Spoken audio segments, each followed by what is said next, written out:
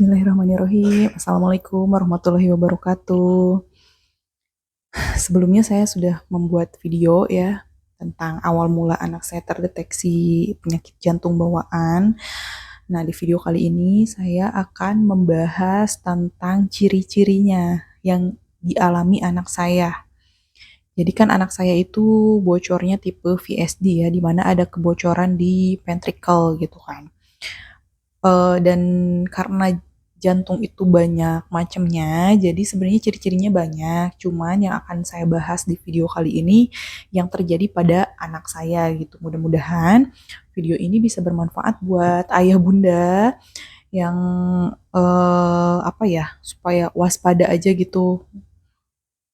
Nah, yang pertama eh ciri-cirinya di anak saya itu menyusunya terputus-putus ya.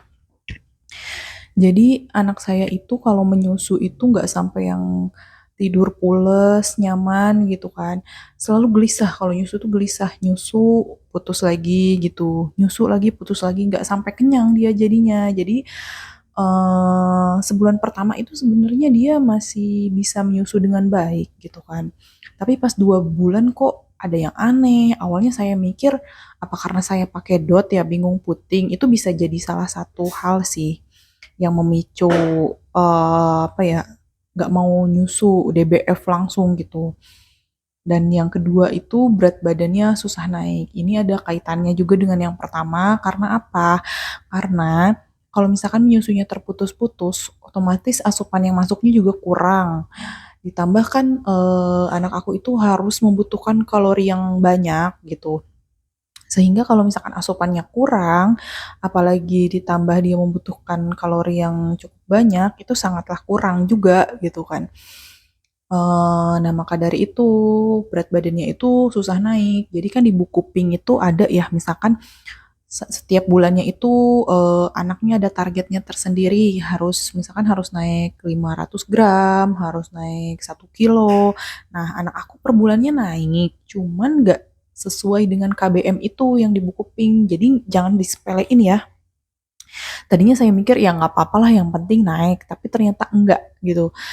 Di buku Pink kan udah jelas ya, mungkin udah dalam penelitian anak itu bulan itu harus naiknya sekian gram, kemudian bulan depan berapa gram gitu. Nah, anak aku itu nggak mencapai target itu gitu dari mulai 2 bulan, umur 2 bulan gitu. Kemudian yang ketiga itu kadang terlihat bengkak di area bawah mata dan perut nih. Bawah mata ini apalagi bangun tidur kayak sembab-sembab gitu, matanya tuh kayak agak bengkak, terus perutnya tuh agak buncit sih kalau anak aku gitu. Kemudian yang keempat, itu jantungnya itu bising. Bisingnya itu beda-beda. Makanya pas dideteksi sama stetoskop itu langsung ketahuan karena anak aku memang jelas banget sih bisingnya. Kan kadang jantung itu dek dek dek. Nah, kalau aku gitu, anak aku gitu.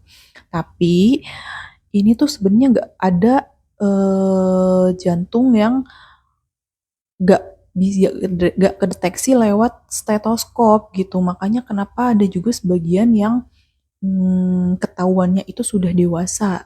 Biasanya itu tipe ASD sih, mohon koreksi ya kalau salah gitu. Saya juga nggak tahu ya itu terdeteksinya bahkan udah ibu-ibu udah melahirkan baru kedeteksi punya penyakit jantung bawaan tipe ASD, karena mungkin waktu kecilnya itu lubangnya kecil dan tidak terdeteksi sejak dini ya. Makanya kenapa terdeteksi dini itu lebih cepat, lebih baik seperti itu. Kemudian yang kelima itu nafasnya cepat.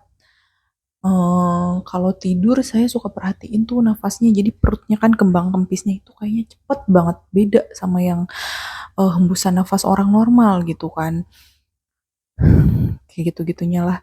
Nah, terus kalau misalkan lagi digendong nih, lagi di gini posisinya itu berdebarnya tuh kencengnya itu sangat berasa gitu di tangan gitu. Nah, itulah 5 ciri-ciri yang dialami anak aku gitu kan. Ciri-ciri yang lain yang saya tahu itu yang parah ya. Ada yang sampai anaknya biru-biru. bibirnya biru, kukunya biru gitu, kalau kelelahan biru gitu kan.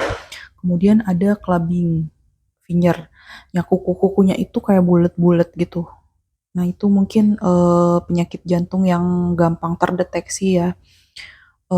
Jadi karena itu kompleks, jadi itu harus segera ditangani sih. Kalau yang biru itu hampir harus segera ditangani gitu karena apa ya?